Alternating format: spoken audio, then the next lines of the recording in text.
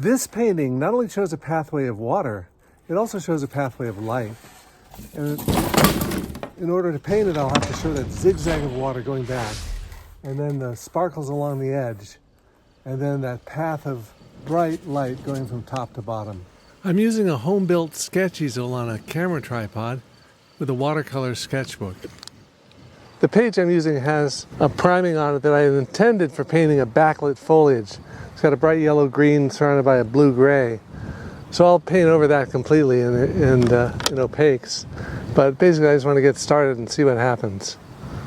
And then here on the palette, there's a lot of leftover colors from previous painting sessions, but I do have some black, Prussian blue, Venetian red, yellow ochre, and some white. What I want to do is try to capture this quickly in gouache using a fairly limited palette because there's not much color. It's really quite grayed down. And I think the tide's coming in. As you can see, little by little, it may fill close to where I'm standing. That's okay though. It should be interesting to see how this changes over time. So if you've watched my channel, you've noticed I've used this hotspot priming, as I call it sometimes. Let me take you back a couple days ago in the studio to when I painted this priming. This is Casein paint. It's a milk-based binder, which gives you a sealed surface when it dries. I mix up some yellow paint and make an abstract, ragged-shaped swatch in the middle of the paper. I've used a similar hotspot priming as a basis for some daylilies I painted on location.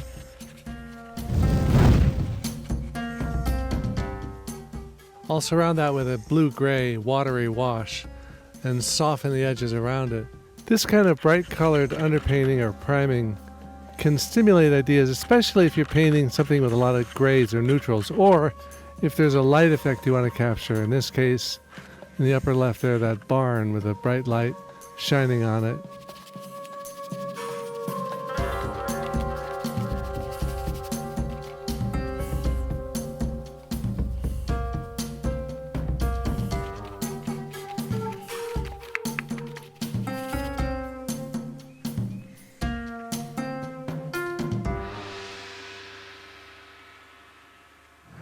I've always been partial to contre-jour subjects.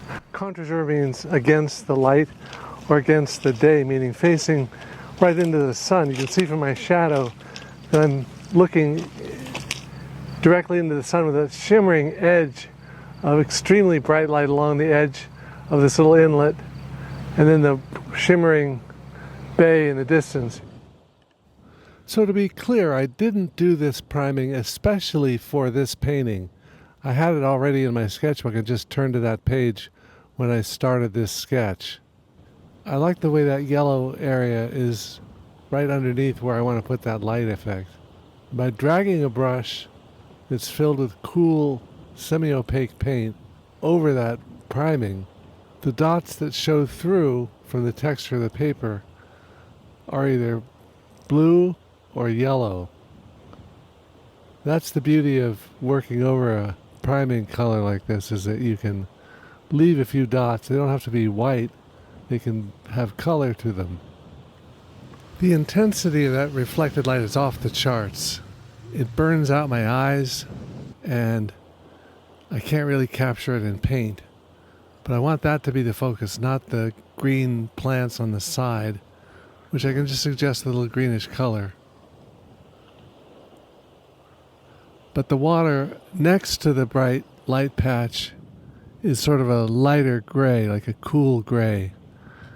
And I'll edge it right along that edge of the bright light, along the edge of the water, and drag it over the now dry light patch down the middle.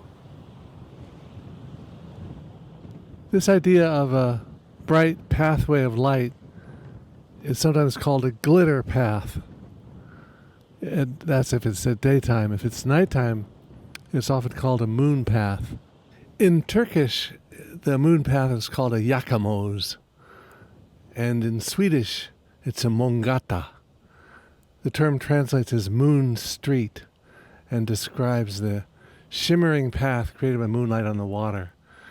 The idea is that this moon path connects the earthly and the celestial spheres. It's so bright looking into the sun and the reflection of the sun.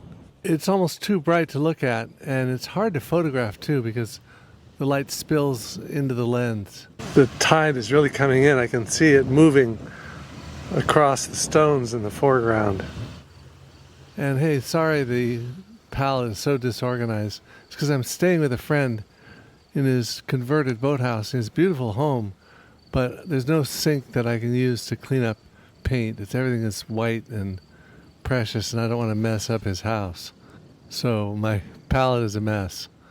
But I'm using this white paint on the sky, and what I want to do is to link the foreground and the distant light area with a path, a vertical path of light, the magical pathway between the foreground and the background. You know, Howard Pyle wrote a story called The Garden Behind the Moon. And in that story, the moon path is described as a magical path of moonlight on the water that allows this boy, the main character David, to walk out over the waves. He ends up being able to come to the edge of the world, and the moon is looming above him, and he climbs up on the far side of the moon, where there's a garden that no one has ever seen before. It's a gentle and poetic story, and it grows out of a time of personal tragedy for Pyle, because in 1889, when he was vacationing in Jamaica, he received the heartbreaking news that his son Sellers had died unexpectedly. And the story follows Pyle's own journey of grief and processing of this terrible loss.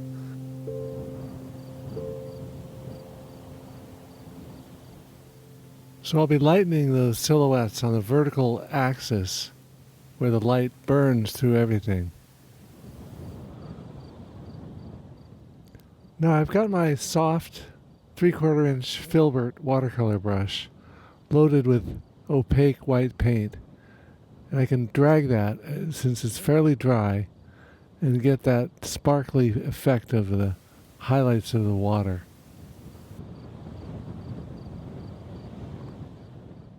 With transparent watercolor, I'd be using the white of the paper shining through and then just painting around that. But here I can paint that big streak of white and then paint the blue over it.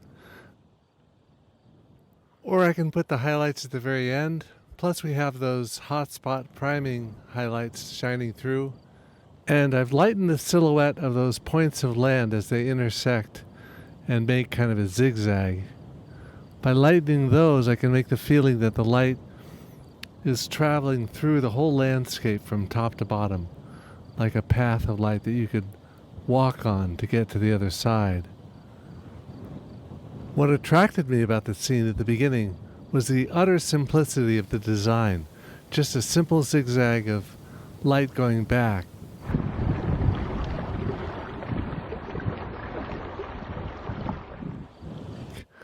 But what takes my attention now is the complexity of it, the wavelets and the rocks forming all these complicated fractal-like designs. Still, the sketch is very simple. It's just a statement of tonal arrangement, with a little bit of color shifting to create that feeling of light. Two 19th century painters who really did a beautiful job with moon paths or glitter paths are the Danish artist Peter Kroya and the Swedish artist Anders Zorn. Now, some of you have been asking me, James, you haven't been uploading as many long-form videos, and it's true, I haven't. The reason is I've been working on books. I'll have some books. We'll have one out already called Life Lessons from Dinosaurs, and another one this February is Artist's Guide to Sketching, a republication of the book that Tom Kincaid and I did back in 1982. It's a remastered and expanded edition with all the original artwork reshot and printed much more high quality.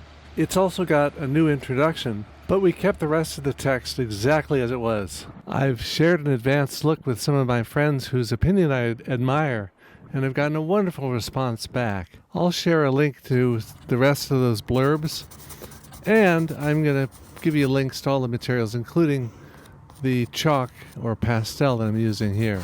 So this kind of painting into the light, contre-jour, is great fun because it lets you capture those brilliant effects of light pouring over all the forms, dissolving things, eating up small forms, and you can focus not just on the effect of light, but the light itself.